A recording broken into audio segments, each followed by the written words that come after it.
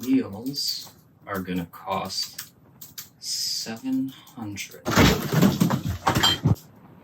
Jim, what's up?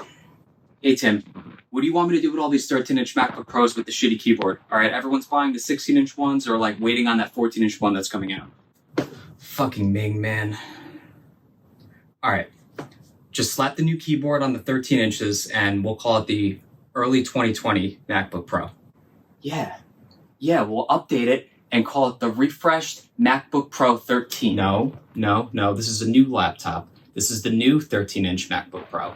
What do you mean? It's got those 3-year-old processors. Jim, do you look at benchmarks? The 10th gen is not really that much faster when it comes down to it. Yeah, but the integrated graphics are insanely better. It's like a low-end GPU. Okay, fuck it. They can pay more for the newer chip if they want to, all right?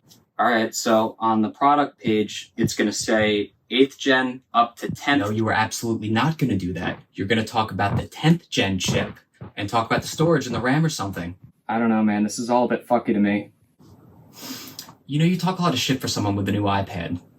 Yeah, but it's got a nice screen.